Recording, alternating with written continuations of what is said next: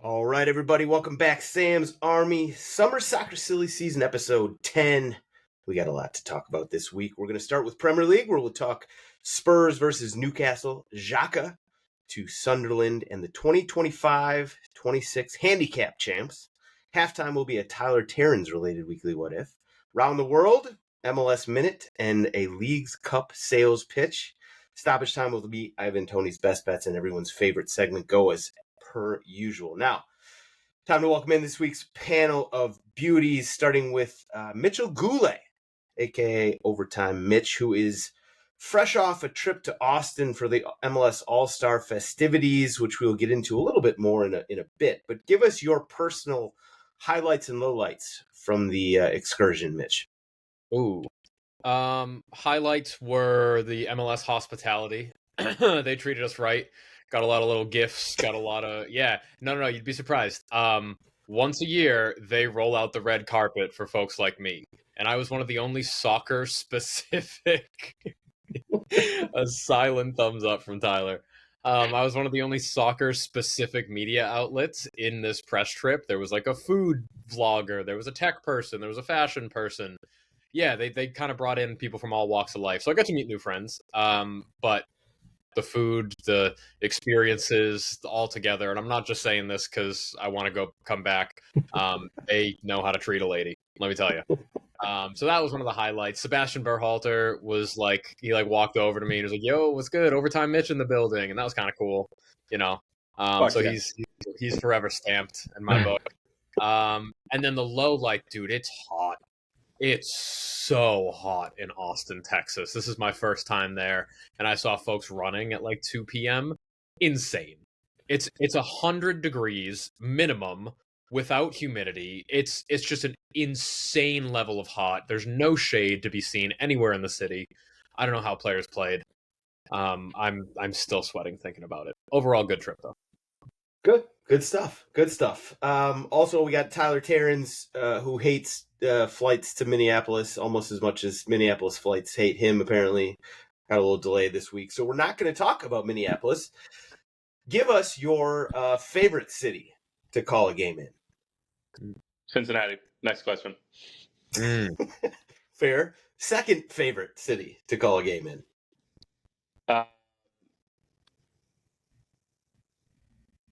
I think LA Galaxy games. And I'm saying LA Galaxy specifically because the hotel that they put us up in is like a 2.5 mile run to the beach. And it just can't get much better than that. Okay. Fairs. Well, good shout. All right. Now, before we get to Premier League, we got to give a quick little shout out and word from our good friends over at Kick It, the one-stop shop for all your soccer tennis needs. And I'm giving the stretch here while Tyler shovels some Chinese in his mouth. You ready to hit us with this? Yeah, I'm ready to hit you with it, despite your borderline unethical comments.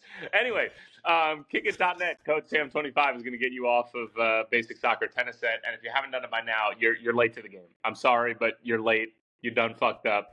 But the good news is that you can redeem yourself. And there's a lot of people out there. There's a lot of organizations. There's a lot of players that are trying to redeem themselves in some way, shape, or form. Maybe it's Messi trying to redeem himself after missing the All-Star game. Maybe it's Sam trying to redeem himself for the 1,700th time of saying, quote, "I'm going to keep this quick, I promise." There's a lot of people trying to redeem themselves. You also need to be one of them. Code SAM25, kickit.net, and then you're going to get your discount off the basic soccer tennis set. Go do it. Redeem yourself. Be like Sam. And in the spirit of keeping things short, I'm going to keep it moving. We're moving right along to the Premier League, and Tyler is actually true. I've said I'm going to keep this short at least 20 times, and I swear every time I say it, the episodes actually somehow get longer. So I'm actually going to stick. I'm going to stick to it this time. I'm going to stick to it. So, and Tyler can't come back with a little witty comeback because he's got all that sushi in his mouth. So I kind of like this. It's working out well for me here. All right, so we're going to the Premier League. My mouth. I know. I said Chinese. It was sushi. A little mistake there. That's all right. All right. Okay, so transfer talk time. Who has had a worse transfer window? Tottenham Hotspur or Newcastle United? obviously there's a lot of teams out there that like have 15 players on their roster right now. Shout out Everton and Crystal Palace at this point. But between Tottenham and Newcastle, teams that have a lot of money and they should be spending it and spending it wisely, we have a team in Tottenham who hasn't done much. We thought we had two of the sort of more creative midfielders coming in, Morgan Gibbs-White and Kudus. We only got Kudus. Nottingham Forest yoinked Morgan Gibbs-White back from us, which is a whole different story that I'm sure we'll get into at some point on some episode. But for now, Spurs haven't really done a lot. On the other hand, you got Newcastle, who they did get Anthony Elanga. They might lose Alexander Isak. In fact, every day it seems more and more certain that he has 1, if not 1.5 feet out the door at this point. So between Tottenham and Newcastle, Mitch, we'll go with you first. Who's having or is in the worst position right now?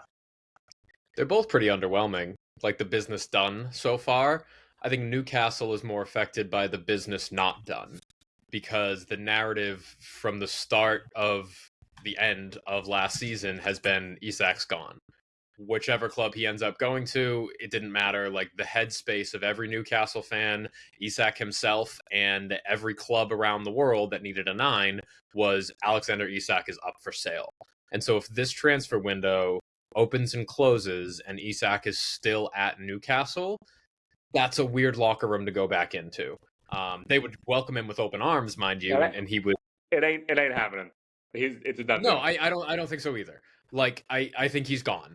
To where I don't know now, because we felt like the front runners for him. We signed Gyokeres, which is phenomenal. We love that. But Newcastle are in a tough spot right now because I haven't heard or seen any rumors of them bringing someone in to replace him. And if so, who is that? Well, I actually thought somebody who would be a good replacement for him would be JP Mateta, but now I'm seeing things that JP Mateta is linked with Liverpool, which is just insane. This is the greed that they speak about in the Bible. Hold on. It was one outlet that could have been bogus. I was delirious today in the United Lounge, just like trying to kill time in the middle of both doing prep work for Leagues Cup and writing Tommy Brewster, so my brain was scattered all over the place. And I saw one thing that linked JP Mateta to Liverpool. So I could be wrong. But anyway, this is all to say, I agree with Mitch 100%. I think that Newcastle's lack of any sort of signings right now. But I also think that from like a financial standpoint, it makes sense that they're not moving until they get these big sales done. Because financially, I think that they're fucked. I mean, I know that they're fucked. So like they have to wait for the sale to go, or at least be 95% of the way there before they can start to make some moves. And I'm with Mitch. Kudus could be the truth. We don't know. Newcastle, on the other hand, doesn't have any signing who potentially could be the truth. They have nothing. I mean, Anthony Elanga is not nothing. That was a good move. Obviously, it's not going to make up for the loss of an Isak level player. But I'd rather have Kudus. Mm-hmm. Yeah, definitely. I mean, honestly, I think that Ekitike going to Newcastle and Isak going to Liverpool would have made just more sense in the grand scheme of things, and maybe things got really screwed up there in terms of the timing and everything. I think who's had the worst transfer window, it might actually be Alexander Isak. I think that he has personally completely screwed up this entire situation, because right now, Newcastle fans, he's kind of been essentially found out. I mean, he let everybody find out that he has zero loyalty and he wants out the door. So the Newcastle fans probably don't love him. Whoa. Yeah, what's that based on? Why? The fact he's just because they want him to stay. They want to make him their guy. They want to. That it seems like it, and he's like, nah. This is I want to go wherever. Like even freaking Saudi Arabia for $1 billion. Like if he's really, Newcastle could pay him. I get the sense that he wants out. Like it's not really about. Can Newcastle pay him? I don't think Newcastle can. I think so with wages. Like I don't think that they would have a problem with that. That falls into the category of what we're talking about in terms of their financial struggles. I think if they really could, and listen, it might be a difference of 20 or 30,000 pounds a week, which is relatively significant. But listen, man, there's those levels to this. Like Alexander Isak wanting to go to Liverpool after being at Newcastle for what, 3 or 4 seasons already, and sort of coming on in what was supposed to be the first wave of many waves in terms of purchases that have never come. As Yeah. like Newcastle swung big with Isak, or at least not even swung big. They took a nice cut at Isak, and this was right after the Saudis took over and the whole thing. And everybody, including us, thought that this was simply going to be the first of many and just simply them dipping their toe into the water and doing what Liverpool is doing right now. And it never came to fruition. So Isak's probably early promises of Newcastle being a legit title contender and being a new superpower in the Premier League has not come to fruition. Now he's like, well, yeah, if you guys aren't going to play with the big dogs, I want to go to one of the big dogs. That was probably the whole agreement of him going to Newcastle in the first place. And part of my argument about Alexander Isak screwing this window up is the timing of it all. He waited until Arsenal had a striker and arguably Liverpool had a striker to really be like, yeah, you know what? I actually want to get out of here. It just that he screwed up the timing of it. Well, I don't know if he, before Arsenal and Liverpool signed strikers, I don't know if he had to explicitly say that. Because the momentum, whether it be coming from him or outside forces, the general consensus was that he is leaving in the summer. Whether it's to Real Madrid, whether it's to PSG, whether it's to Arsenal, whether it's to Liverpool, like it was kind of understood that he was leaving. And if you're Isak, you don't have to say, I want out, I want out, I want out, if you have suitors knocking at your door. Those things are just going to happen. But now that two of those doors have closed in Liverpool and Arsenal, he now has to come out and explicitly say, like, I want to get out of here. Like, I thought that was the plan all along. I didn't think I had to state that. But now... What do you mean? What do you mean Liverpool and Arsenal, the doors are... Why are you saying the door at Liverpool's closed? Well, they got nines. Because they brought nines in the door, is what he's saying. Yeah, I mean... No, I completely... Understood. I completely agree with what Mitch is saying, by the way. And to add to that, it's sort of like, if they knew that he wanted to leave and the understanding was he was going to be gone and Newcastle just didn't want to pay the price tag in January, and Isak probably backed off and said, you know what, it's mid-season, this would totally fuck everything up, like, I'm good, I'll stay until the end of the year. Now Newcastle are dragging their feet and asking probably for A ridiculous fee, and B, might have been dragging their feet just to keep him.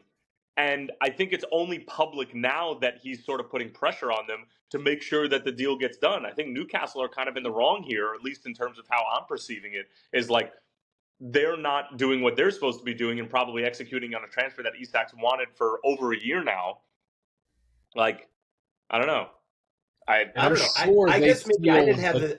I wasn't quite so sure that he was going to leave this summer. I sort of thought maybe they would kind of keep him and move forward and he'd be the guy there. But maybe not. Maybe I was looking at it wrong. All right, we move on. We got to talk about Manchester United really quick. We got some people in the Discord being like, you guys got to talk about them. And who better to talk about Manchester United than a group full of 0 Manchester United fans, because that means we can give our unbiased opinion on the club. Okay, so we're going to make this our unbiased United chatter moment. So far, their transfer window, and granted, I hate transfer rumors, so we're not going to go too deep into this. But what they've done so far at United is they've got Mbeumo from Brentford, they got Mateus Cunha from Wolves, and they have Diego Leon, an 18-year-old defender from Cerro Porteño. That's pretty much it from this window. So, Mitch, I'll go to Tyler first since I went Mitch first last time. Tyler, what any thoughts on the window? What do they need? Is there a position? Like I've seen a lot of people suggesting, well, they really need a 9, and that may or may not be true based on what your expectations are for Højlund and Xerxes. Is that what they need to focus on, or is there something else?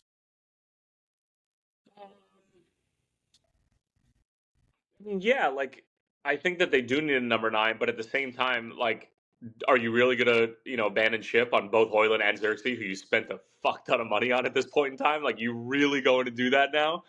I'm all for ripping the Band-Aid off as soon as you realize that the wound isn't going to be healed and starting over again. But like, I think that you might be able to get away with. Listen, if Arsenal can get away with a combination of Mikel Merino and whatever other jerry-rigged striker system that they can get away with, surely Manchester United can get away with a combination of Højlund and Xerxes operating as either false nines or true nines if you support them properly. I think that they just need a redo of their holding central midfielders. I think that Kobe Mainoo offers plenty, and you can play him in a multitude of positions, especially if you're going to invert the triangle and play him as one of those double 8-10s, whatever you're going to do. But that's not the Ruben Amorim. The Amorim system I'm still trying to figure out. I don't actually think he has a system. Everybody keeps telling me, no, nothing's working. They finished in fucking 16. Don't get me started. And Casemiro certainly ain't the answer. So I think that they need a couple of like really sound bite in the midfield type of guys, because like Mbeumo and Cunha are not that. I mean, they're playmakers. So, and if you're gonna ask Kobe Mainoo to play in a more withdrawn role, then you're doing the same thing that you did with Scott McTominay, which is asking a player who needs to be closer to the goal to sit further away from it. And now look what he's doing and how he looks too. I mean, geez, 1 year in Italy and the dude looks like fucking, Scottish Tom Cruise. But anyway, I digress. I mean, he's not alone. There's a lot of guys that get out of Manchester United and are suddenly, born again. Anthony, obviously, being another one. Yeah, I actually am completely with you on a holding midfielder. I think that's exactly what they need. Mitch, what do you think? No. Oh. Agree with that. I also agree with that. It's not quite time to abandon Højlund yet. Xerxes is not a Premier League footballer. We've just seen that in his appearances. The dude doesn't play quick enough. His decision making isn't there. He's great for Bologna in like a TikTok compilation, but the dude is not a Manchester United striker. I'm sorry. And United fans know that. They deep down they know that. They watch him play and they're disappointed.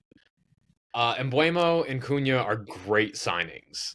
They were the guys on mid-table to lower table teams last season. That's where goals came from, whether it was an assist or a goal from them. And I think the service they can provide Højlund that can make him like a proper goal scorer in this league. He can bag 12, 15 goals this season off of service from those guys because they know how to create in, a team that may not be the most well-rounded. They were the guys last season, and now they're going to be around perceived better players. Who knows? I fully agree that like there's no way Casemiro has a role in the side in this season. You saw how tired he was at the end of last season. There's just no way he can play 38 games for you or even half of that. They need to bring somebody in and he needs to mentor them. And like you guys said, sit and let the more creative advanced players cook. I'm not high on United this season. I'm higher than 16th for them because it's hard to be lower, but I'm still not thrilled about the business they've done. Okay, we'll leave it there. Now we're going to go quick here. As I said, I'm keeping it moving. So we're going to get a thought from Mitch on the first question, and then we're going to get a thought from Tyler on the second question. So first question to Mitch. Granit Xhaka is going to Sunderland. You obviously know all about him. What are your thoughts on him sort of captaining that team, sort of being the talisman of Sunderland? He is so Marcus Smart coded. It's unbelievable.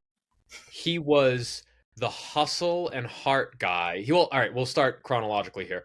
He was an immature hothead early on in his career with obvious talent, but a tendency to go too hard sometimes.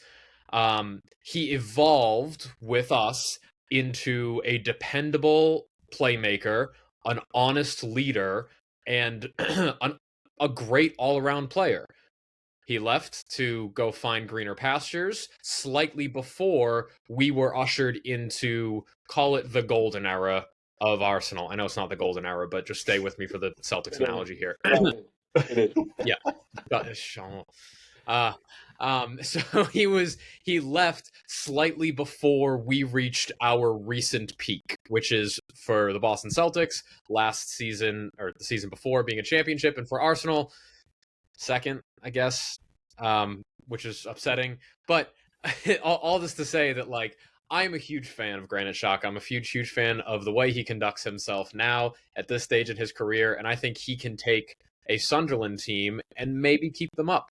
I'll be honest. I think he could keep them up. Not single-handedly, but this is a fun little challenge for him. He was able to be a vocal leader in that Bayer Leverkusen season, which they went invincible and they almost won a treble. Like, he was an integral part to that team and all their black magic 90th plus minute goals. I think he could do the same for Sunderland. Not win the league, but keep him up. I'm really excited about this. I'm excited to have Granit Xhaka back in the Premier League. It's going to be mixed emotions when we play him twice a season, but all the best to him. And I can confidently say that because I don't think Sunderland's going to be competing for our love this season. I agree. I think he's a great move for Sunderland. Yeah. I'm shocked it's not Jordan Henderson.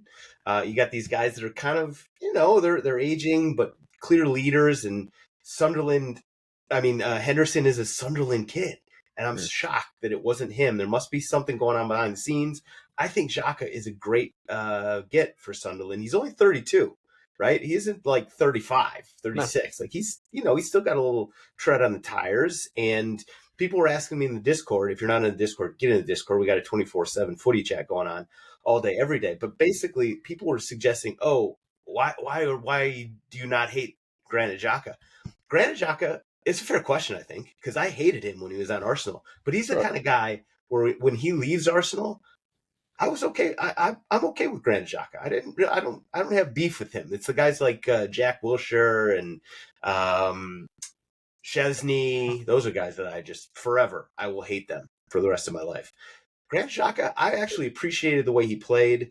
He went to Bayer, and I thought he did a great job there. He just seems like a good leader, a good guy. And so I like him, and I like him on Sunderland. I think it's a good move. Now, question for you, Tyler. After you were leading the charge, I was rooting you on last week, but you led the charge on giving Arsenal grief about their transfer business based on largely the fact they hadn't gotten a 9, which they absolutely needed. Now they have secured the deal on Gyökeres. Where do you think Arsenal is at this point? Are you giving them a transfer A on their grade? I think they're in their golden era. I think they're right where they should be, which is sitting right behind Liverpool. Like they're squarely where they should be. Yes, they get an A-. Liverpool gets an A+, and that's just sort of how it's going right now. There's nothing to be ashamed of if you're Arsenal. Like a Champions League quarterfinal is a really, really nice accomplishment, and finishing in second to Liverpool with how good of a team they had last year, like that. Those are things to hang your hat on. Like that, there's clear improvement for Mikel Arteta, and I think that getting a 29-year-old striker like Gyökeres will maybe give you a year or two of trying to challenge. But they did some good business between Zubimendi and Gyökeres this transfer window. Very well done.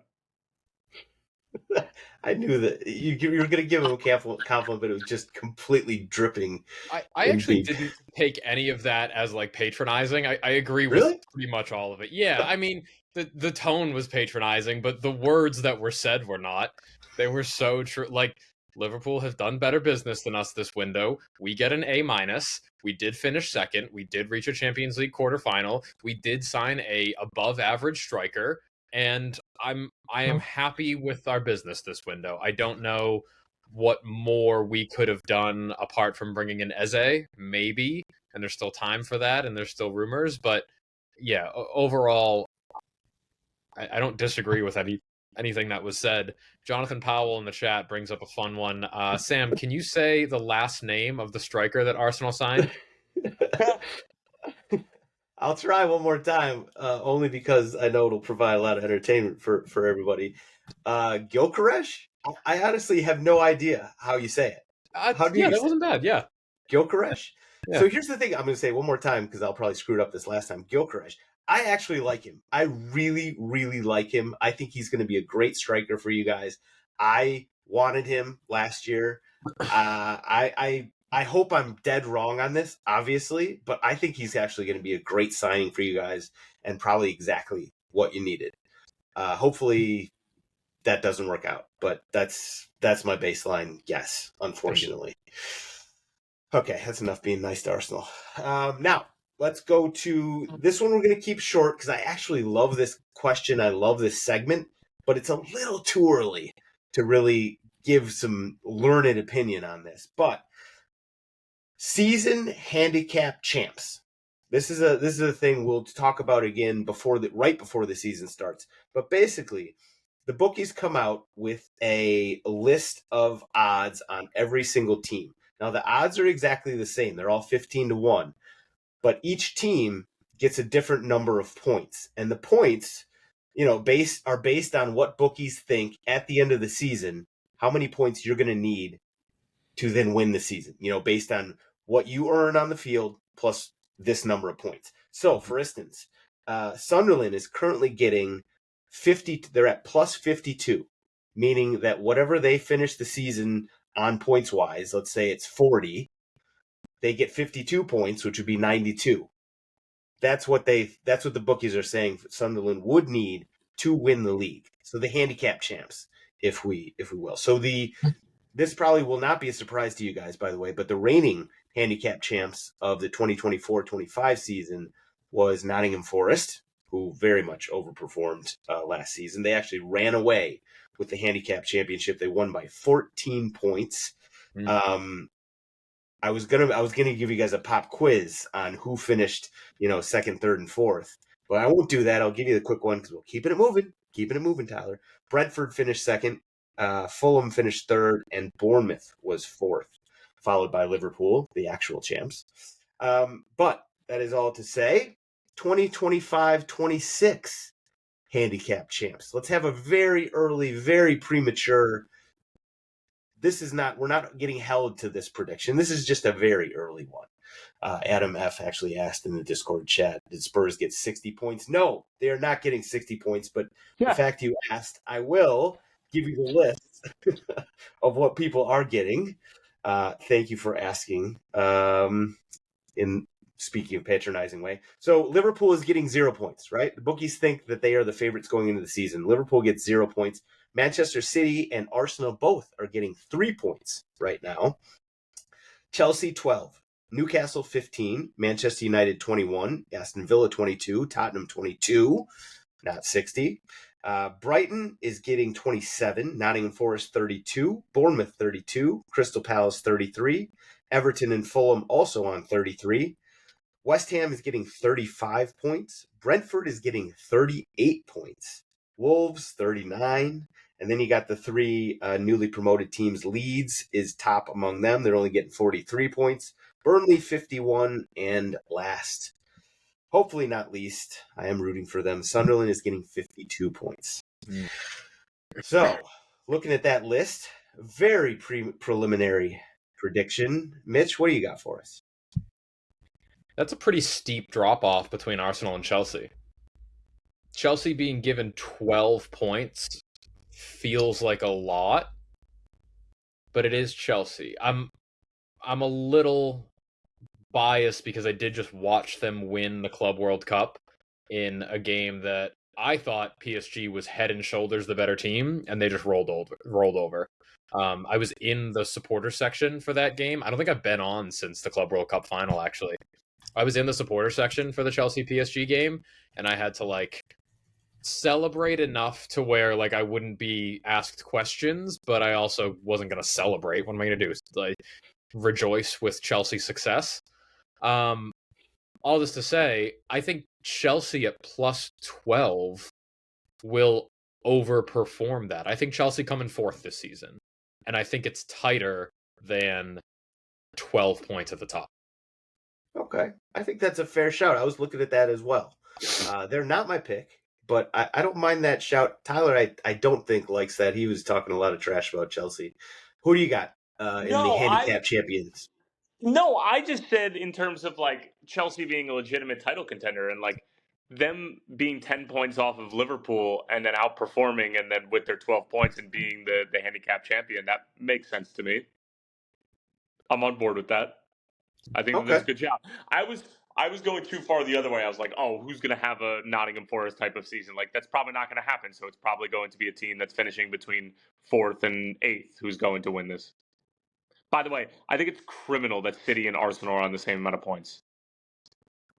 I think coming into this season and thinking that City are on level pegging with Arsenal is foolishness. You got City far and away the second best team? Not far and away, but I just think like they're not on the same plane as Arsenal right now. You can't come off that season and be in the situation that you're in. Rodri coming off ACL, Pep basically on his way out, like no De Bruyne. Not that he was super helpful this past year. I do like the business they've done this season as well. I was going to say, I don't mind it. I don't mind it either. But like Manchester City's never like. When's the last time that they've come into a season like really, really, really banking on transfers to like make a huge impact in order for them to be even a potential title contender? So they haven't really experienced this before to like have to lean on them like that. Haaland just simply was plug and play. Like this is different. Or at least that's true.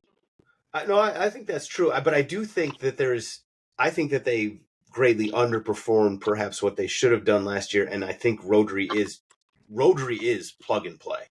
I mean, they underperformed on what they were supposed to do. But at what point were we going to take a look at City and be like, they're aging, and this is not the same Manchester City that like we've known for the past 5 or 6 years? Definitely. You know what I mean? But I think that this summer and actually if you look at Marmoush and this in January, I think that was the changing of the guard for the City. And I like the transfer business they have. So I might actually, that they're not going to be my pick, but I do think City will overperform. I was thinking the same way you were, Tyler. I'm going to go with Fulham. I think Fulham getting 33 points. They didn't really lose anybody. They haven't really done much business bringing anybody in, but I thought they were a good team last year. And if they get 33 points, that's a fair number. That's a fair chunk of points there. I thought about saying Tottenham, but that was just too much of a homer. I couldn't even do that. All right, let's go to halftime. So weekly what if, shout out to JP in the Discord who came up with this question for the hypothetical.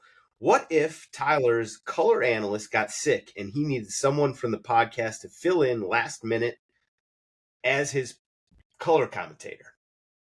Who would be the best and the worst options? Tyler obviously has to go last. He's the authority on this. So Mitch, you got to go first. I'd be the best and you'd be the worst. I would absolutely be the worst. I will co-sign that. Like, no question. If anybody has a different answer, you're an idiot. I am absolutely the worst choice. We say it with love. I think Tommy would be the best. I think Tommy could add actual insight where I think I would be a little like lights are too bright for me and I may slip up and say something inappropriate. I know Mikey would say something inappropriate, but that would be on purpose. I would do it by accident. So I think Tommy could add... Tommy would be a little like Tony Romo-ish, where he would say things too accurately and too smartly that they would ask him to be like, "Hey, can you dumb it down a little bit for the people at home?" But I think he would make a good sidekick. So I'm going to say I'm the worst. I 100% agree with you there. I'm off. I'm out of the conversation. You three bring something different to the table, right? Like Mikey and you both would bring some irreverence and some comedy and this sort of thing. Tommy would be I think he'd be a good color commentator. Mm-hmm.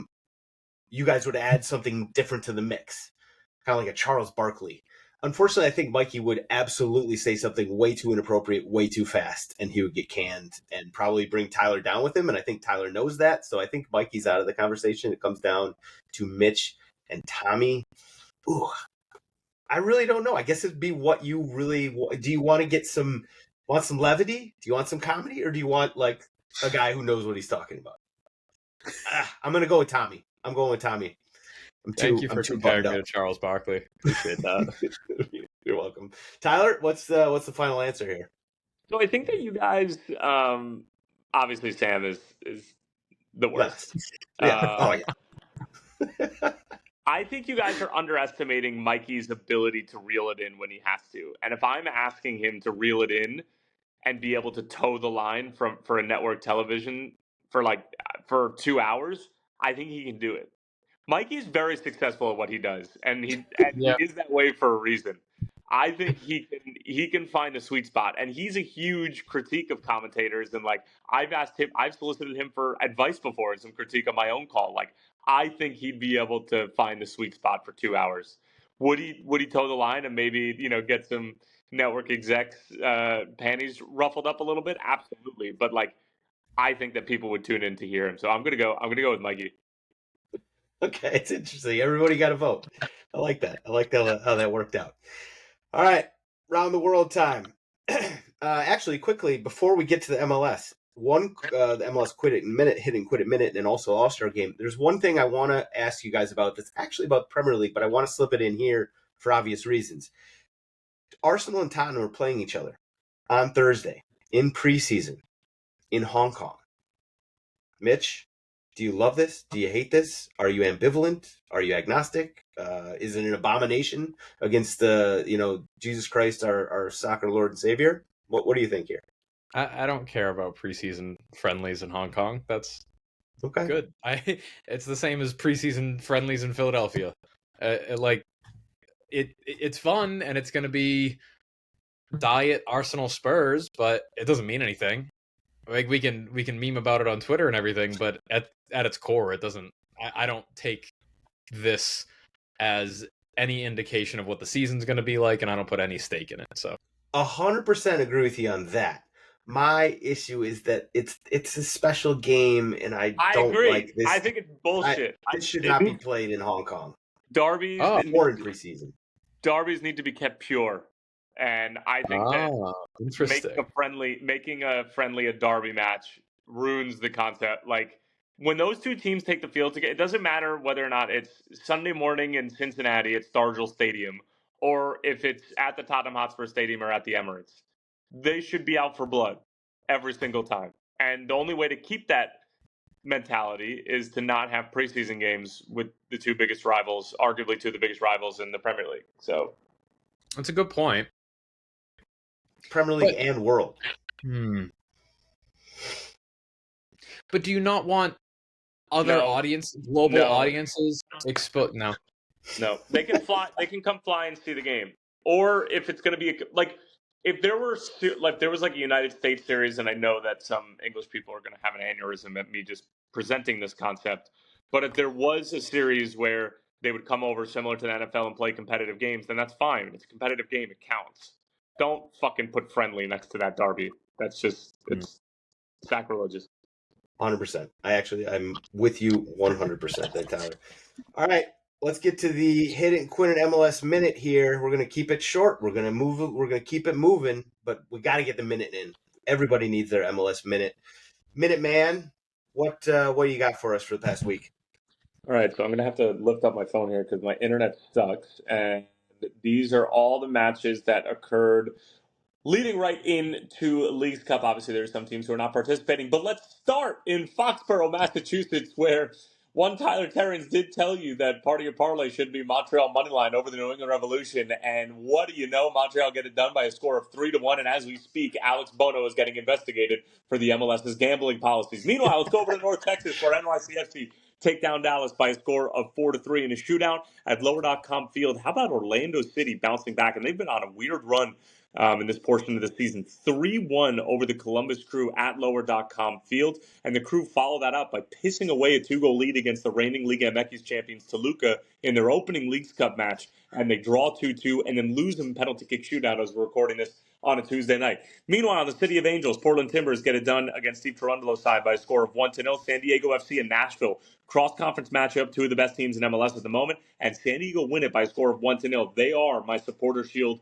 favorites at the moment, despite the fact that FC Cincinnati technically were in pole position heading into this match day. Speaking of FC Cincinnati, at Chase Stadium, it was a 0-0 draw. Miles Robinson is robbed of what should have been a game-winning goal in stoppage time. However, Inter Miami had a couple of different penalty shouts, so I guess it's even at the end of the day. Tough day at the office for Tori Penso. In Atlanta, they played to a 2-2 draw with the Seattle Sounders. Atlanta are just a bad soccer team. They're not making the playoffs. You can take that to the bank. In our nation's capital, DC United fall to Austin FC by a score of 4-2. DC continue to be dreadful. Austin are able to pick up some semblance of a win. Philadelphia at home against the Colorado Rapids take care of business at a score of 3-1. Meanwhile, Charlotte at home at the bank beat Toronto FC by a score of 2-0.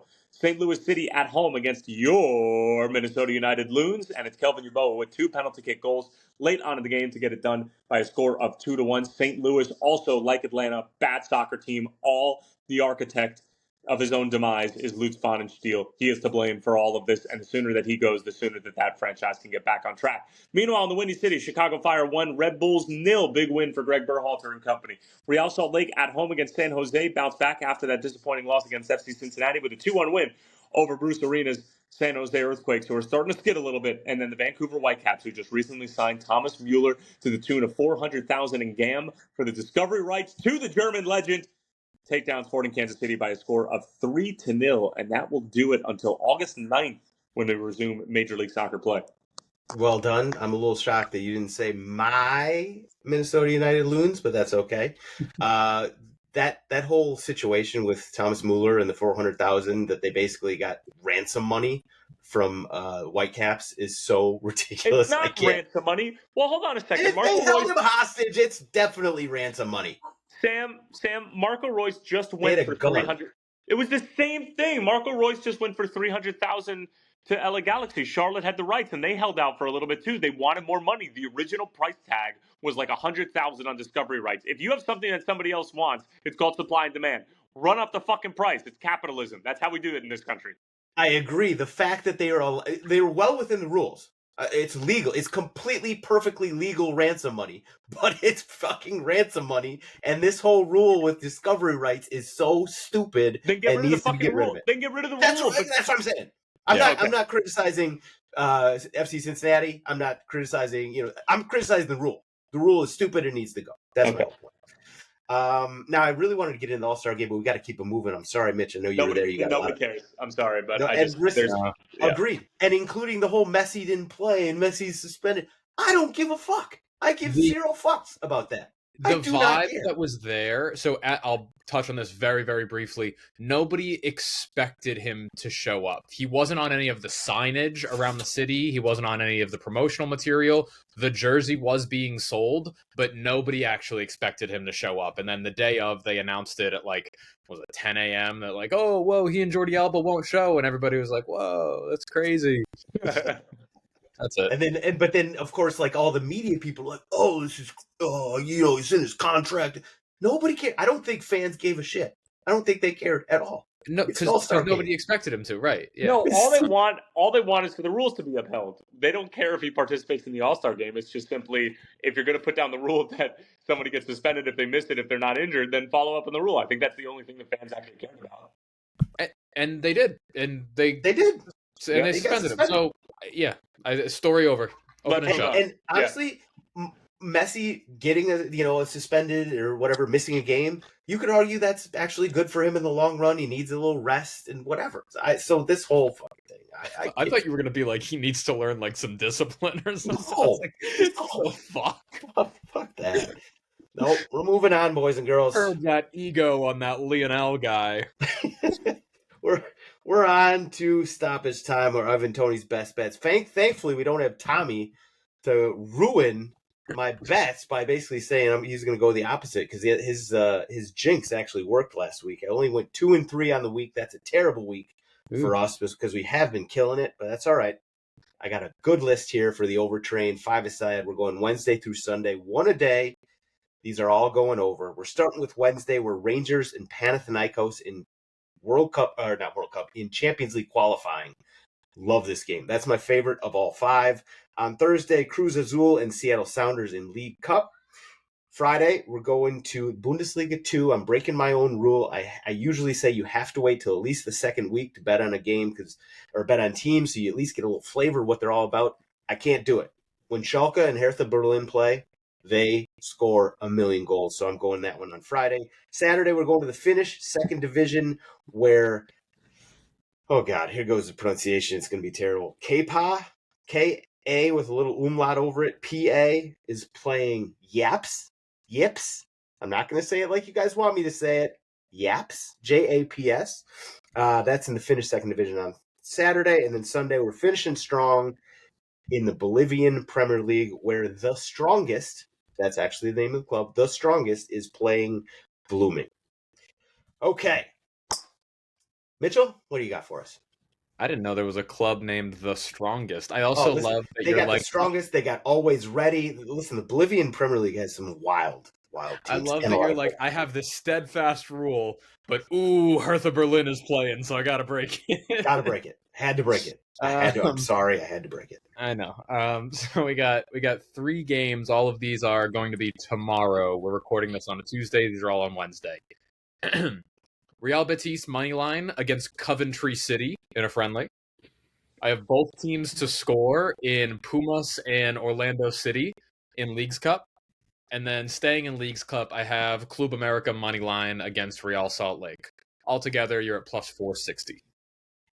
Casual. You got to add another decimal place if you're going to get on Tyler's level with his little parlays. Okay, Tyler, what do you got for us on Ivan Toney's best bet?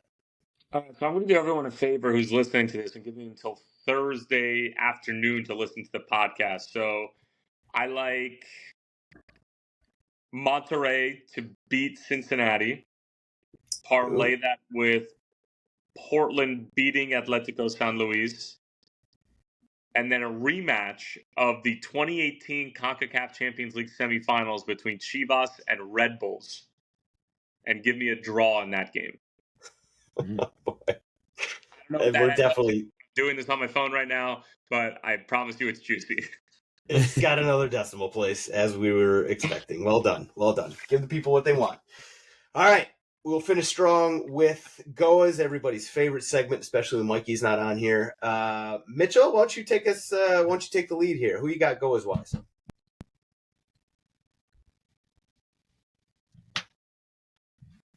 Uh-oh. Nope, I'm back. There he is. Oof, okay. Who do you got GOAWs? So I only have one, and it's a negative Goa, and maybe I'll think of a positive one by the time you guys finish yours up.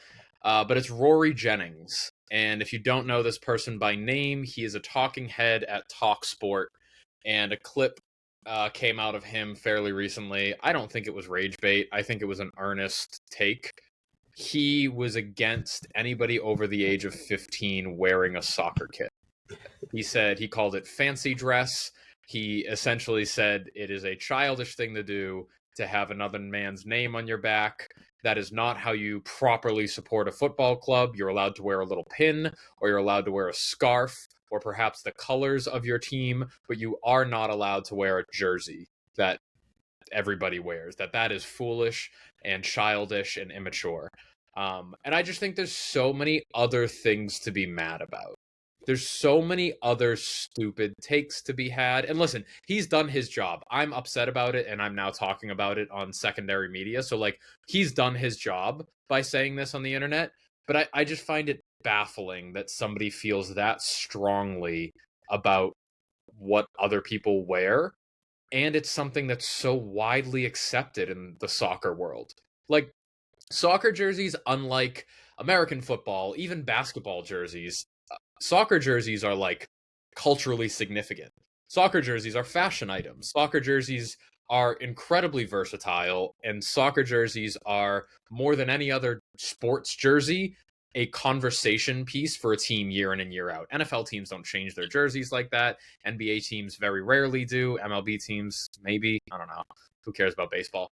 But soccer jerseys have been such a integral part of soccer culture for so long that for him to be like, it's childish to wear those if you're over the age of 15, I think is one of the most asinine things I've heard on the internet. And I hear a lot of asinine things on the internet.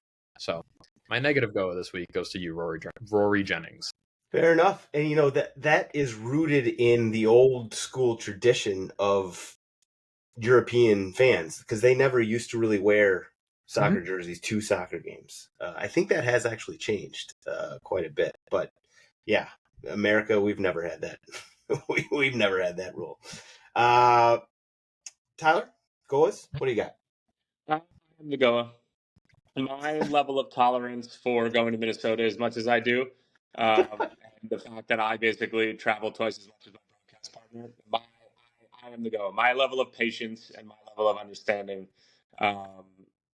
yeah, I am the Goa. I am your king. I'm just Hell gonna give you yeah. some golf claps. Well done. Hell yeah. You're racking up the freaking fire miles. So hopefully you put those to good use on your honeymoon. All right, I have a whole list here, but I'm keeping this short, so I'm going to run right through them.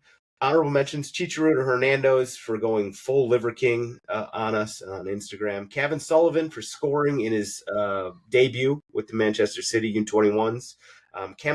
Callum Olusesi, who played 2 games in 1 day for Tottenham. Shout out to him.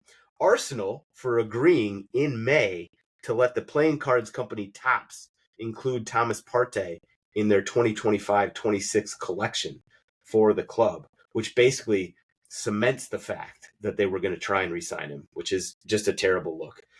But my actual GOAWs are, wait for it, the iKardashians. Yes, we are back, baby. Haters said I was done talking about them. Nope.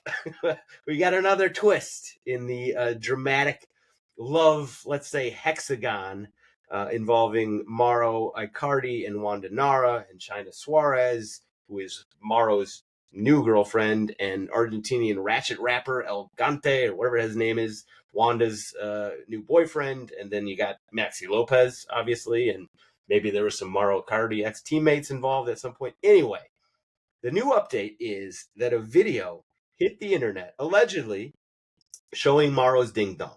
Now, I would suggest you not go look this up, but the visit I did, because I'm here for you. I will do the research. I will jump on that grenade for you, dear listener.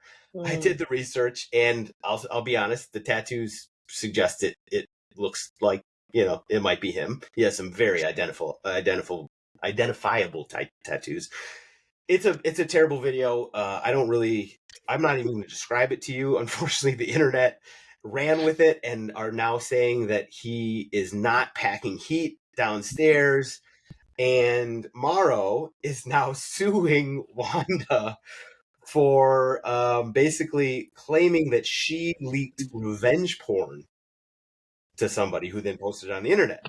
So it's just, who could have seen this coming? Who could have seen this coming? The greatest generational love story, based on nothing but love and trust and fidelity from day one, seemingly imploding into an incredibly ugly divorce. Just a mind-blowing turn of events. I think everybody can agree with this, which will inevitably make some people start to question love itself. But here's the thing.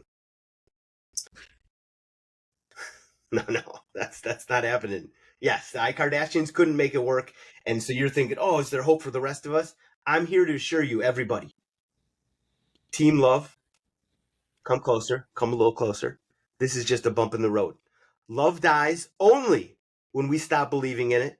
So when you go to sleep tonight, first say a little prayer for Mauro and for Wanda and for everybody else who believes, because love will find a way. Team love. That's all we got time for this week. Mitchell, Tyler, you guys are the best. Everybody in the Discord chat, love you guys. See, there it is. It's love. Feel it. We'll see you guys next week, bigger and better and more believing in the power of love. See you guys then. I need to give you some flowers here real quick. Oh shit! Did I disconnect? Fuck. Oh, there it is.